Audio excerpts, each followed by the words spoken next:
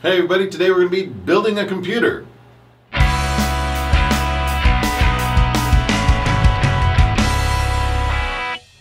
Well, technically we're going to be replacing the guts of a computer, but a lot of times it works out to be pretty much the same thing. So this is the motherboard that we removed, and then we put a brand new motherboard in. I fortunately did not have any of the microphone stuff turned on when I did this before, so the rest of the video will be pretty much voiceover. Alright, so this is the motherboard that we're replacing. It is an Asus. It is a P5K Pro. 4 memory slots. It currently is rolling a Core i7, I believe, processor. And some USB 3 ports and a couple of nice video cards. But it is no longer working, so it is coming out of the machine.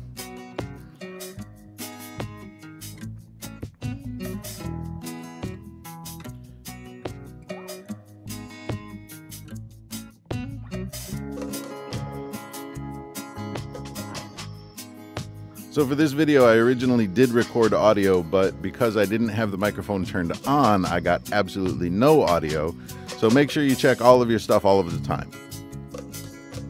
So what we're replacing this with is a new Asus, and it is an H97 Plus. And when I pull it out of the bag here, you can tell it has that new car smell. And this is the motherboard. So let's take a closer look. It also has 4 memory slots for RAM. I'm going to drop a Core i5 on it because I don't need the i7 for this. It has USB 3, it has gigabit Ethernet, it has all kinds of fun goodies. This is the Core i5 that I'm going to be dropping in. It is a quad-core processor that does have multi-threading, but it does not have hyper-threading, so it can't have virtual processors. Which means it's pretty decent, but for some applications it doesn't work quite as well as the Core i7. But for what I'm going to be using it for, gaming, it should be just fine. This is the inside of the case that I'll be using. This case I've had for a few years. It's a Cooler Master. It's got 5 bays for 3.5-inch drives, and when you're doing this kind of stuff, you should make sure you're using a static strap, which I'm not, which is why I'm touching the frame for the case. So you have to put the back plate in. The back plate is where you plug all of the goodies in the back, all the USB stuff and the Ethernet port and that. Now the back plate changes depending on the motherboard configuration, and that's why you have to pull it out and put a new one in each time. I always forget to do this, and of course even with this build, this is the second time I've had to put the back plate in. So I had it all installed at one point and then went back, had to pull the motherboard and then put the backplate in, and now we're going to drop the motherboard right in here. There are some spacers on the back that you can't see very well, but it's those dark dots, and that keeps the motherboard from resting on that metal plate, which would short it out. There are 6 or 8 different screw points on the motherboard, and that'll depend on which version, what size motherboard you get. This is an ATX size, and you have to line up all of the ports for the back plate and then kind of push it just a little bit, and then I always drop one of the screws in, and that will help keep the motherboard in place while I put the rest of the screws in and keep it down. One thing you do want to be careful of is you don't want to tighten the screws too much, because you can crack the motherboard if you go crazy trying to tighten that down. So this is tightening the screws in, a little fast forward.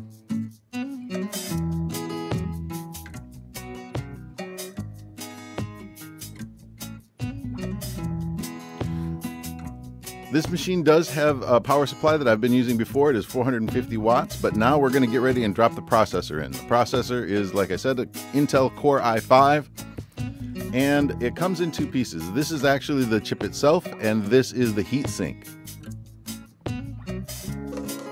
There's a spot on the motherboard that has the space where the CPU drops in. Now, a long time ago, the CPU used to have the pins, and you had to get all the pins in all the little holes. But now the pins are in the slot itself. and they retract when the cover is open. So pull the CPU out. Be very careful, do not touch the top or the bottom of the CPU, because fingerprints and the oil from your fingers, even if you have washed them recently, can still screw up either the connections or the connection to the thermal paste. And so you want to make sure you line up the two notches, and there's a little gold arrow as to which way the CPU fits in the motherboard. And then just close the cover and make sure you don't touch the top of the CPU. That locks the CPU in place. And then again, make sure you don't touch the top, because the connection from the thermal paste on the heatsink needs to be a very clean connection. And the oil from your fingers will screw it up, and you can burn out your CPU if you're not careful. This is a good shot of the thermal paste. And so that takes the heat out of the CPU and distributes it to the fins in the heatsink and will prevent your CPU from overheating. These used to be a lot harder to put in. There are 4 pegs that go through the motherboard, and all you have to do is line them up, and then now it's just a slight push, but before it was a really heavy push. And the twist on the black parts used to be very difficult to get correct. And if you don't have the heat sink on correctly, like I said, it's really easy to burn out the CPU. So these days it's not so bad. Just push the corners in and twist, and you'll be fine. This is the RAM that I'm going to be putting in. I have 2 4-gig sticks. You have to check the manual to see which 2 DIMM slots you want to put those in, the RAM slots. And these, for this motherboard, it's the 2 closest to the CPU.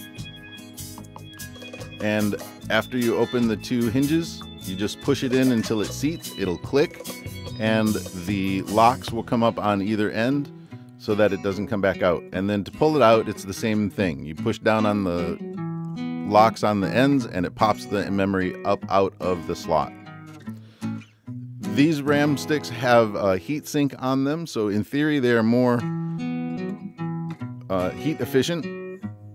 I bought them because they were the cheapest.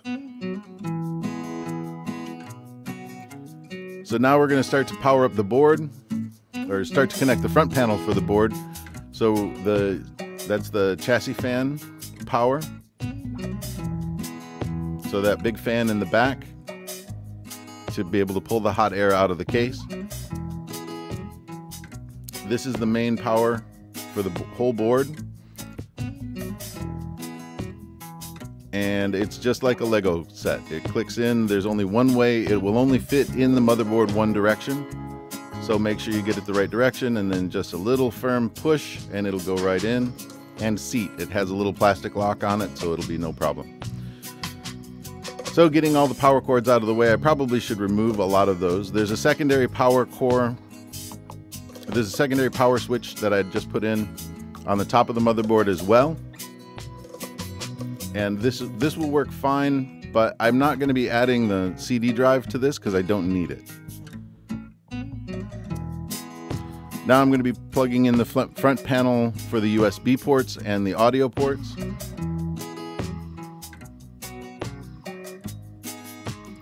And you have to check and see which ones are which and which direction they go.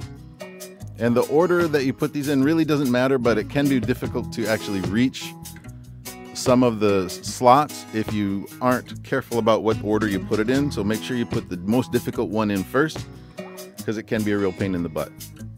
This is an extra set of backside USB ports.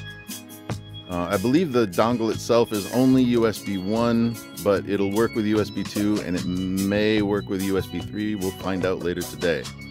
Now I'm going to be connecting the front panel power buttons. So the power switch, the reset switch, the LEDs that show you that the hard drive is spinning and working, all of that colorful stuff that you end up with on the front of the case, that's what those little wires are for. Now those have a panel that they go into, and again, you need to check the manual for the motherboard to see which direction everything goes.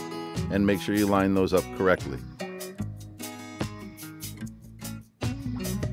It can be a little hard to see even for me putting these in, and from this angle you can't really see it very well.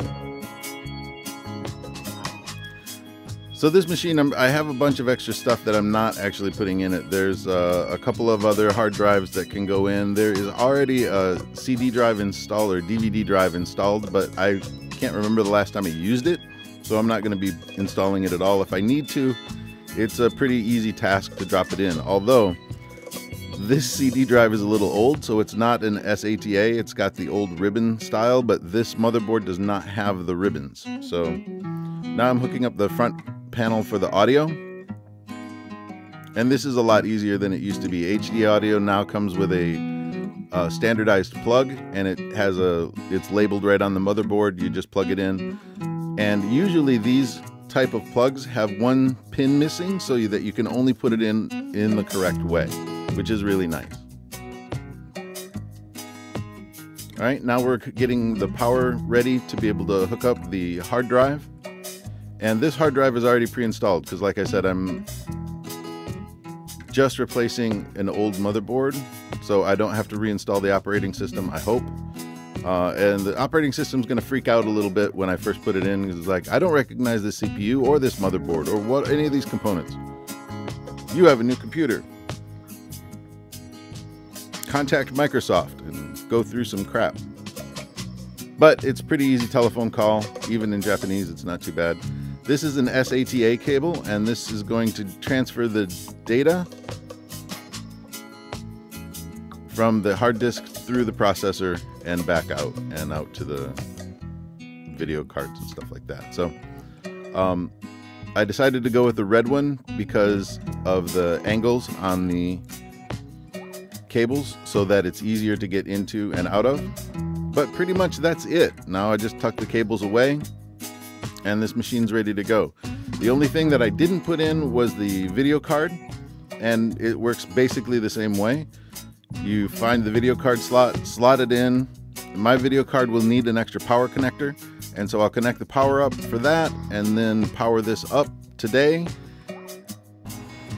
So pretty much that is all there is to it. You just put the motherboard in, put all the components on it, plug everything in to the slots that it looks like it plugs into. Dig through the manual a little bit, make sure you get the USB ports for the front and the back and all that all squared away. But it's pretty easy to do to build your own machine.